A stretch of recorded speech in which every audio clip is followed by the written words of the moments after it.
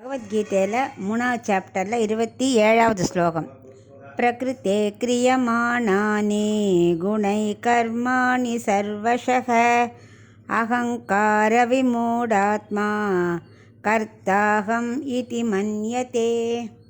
இப்போ இதுக்குள்ள அர்த்தத்தை பார்க்கலாம். கண்ணன் அர்ஜுனன்ட்ட சொல்லின்னு இருக்கார். இந்த அகங்காரத்தால் பீடிக்கப்பட்டு நானே செய்கிறேங்கிற எண்ணத்தை விட்டுறணும். ஒத்தரால் ஒரு காரியத்தை தானாக எந்த செயலும் செய்யவே முடியாது.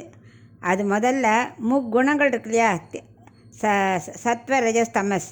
ஸோ அதாவது முதல்ல முக்குணங்கள் தூண்டும். அந்தந்த டயத்துக்கு நமக்கு அது ஏதாவது ஒரு குணம் தூண்டி விட்டு தான் நம்ம செயலை செய்ய முடியும். அந்த குணமாக தூண்ட முடியுமா? அதுக்கு இது கிடையாது. அது வந்து பகவானால் தூண்டப்படுறது.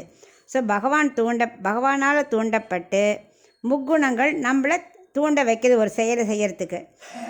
அதாவது இப்போ எப்படி வச்சுக்கலான்னா, பகவான் தான் ஒரு தேரோட்டி. கடிவாளம் இருக்கு இல்லையா குதிரைக்கு, அந்த கடிவாளம் தான் 3 குணங்கள். குதிரையாக தான் நாம் நினச்சிக்கணும். நம்மளை 3 குணங்கள் ஆட்டி வைக்கிறது. அந்த 3 குணங்களை தேரோட்டியாட பகவான் ஆட்டி செய்ய வைக்கிறார். ஸோ நம்ம தூண்டுறதுக்கு 3 குணங்கள் ரொம்ப முக்கியம். அது இல்லாமல் எந்த செயலும் செய்யும்போது அப்போ நானே செய்கிறேங்கிற எண்ணம் எப்படி வரும்? ஸோ இதை நீ முதல்ல நன்னா திங்க் பண்ணிட்டியானா நானே செய்கிற எண்ணம் கொஞ்சம் கொஞ்சமாக குறைஞ்சிரும். அதனால் ஆத்மாவுக்கு சரீர சம்பந்தம் இருக்கிறனால தான் காரியம் செய்கிறதுன்னு புரிஞ்சுக்கணும். அந்த ஆத்மா இல்லைன்னா சரீரம் வேலை செய்யாது இல்லையா? ஸோ ஆத்மாவுக்கு சரீரம் முக்கியம். சரீரத்துலேருந்து காரியம் செய்கிறதுக்கு முக்குணங்கள் முக்கியம். முக்குணங்களை தூண்டுறது பகவான். இப்போ அந்த கஜேந்திரன் இருக்கால, அந்த கதையை எடுத்துக்கலாமே. அது 1000 வருஷம் போராடித்து. ஏன்? தானே செய்ய முடியும், எனக்கு எவ்வளோ பலம் இருக்குது, நானே போராடி மீட்டுப்பேன்னு முதலோட சண்டை போட்டது.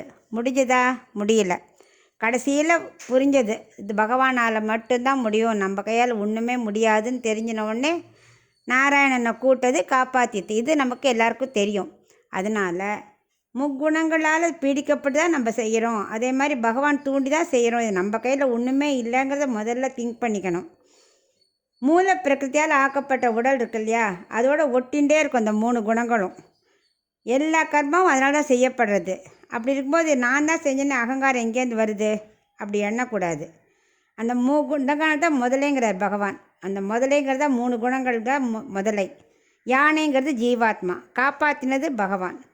ஸோ அதனால் அர்ஜுனா, உனக்கு இந்த நான் தான் செய்கிறேங்கிற எண்ணத்தை விட்டுட்டோ, நீ சண்டை போடணும் ஆனால் உனக்காக இல்லை, நாட்டை ஆளணும் ஆனால் உனக்காக இல்லை, மக்களை காப்பாற்றணும் ஆனால் அது நானாக செய்யலை, எல்லாம் பகவானுக்காக எங்கிட்ட விட்டுடும்.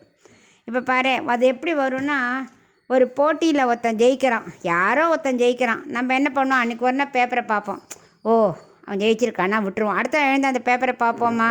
பார்க்க மாட்டோம். ஏன்னா அது நமக்கு சம்மந்தம் இல்லை. அதே மாதிரி இந்த உடல் நமக்கு சம்மந்தம் இல்லை, பகவான் தூண்டுற நம்ம செய்கிறோம் அப்படின்னு நினச்சிட்டோம்னா ஆட்டோமேட்டிக்காக பற்றுதல் குறைஞ்சிரும் அப்படின்னு அவனுக்கு விளக்குற.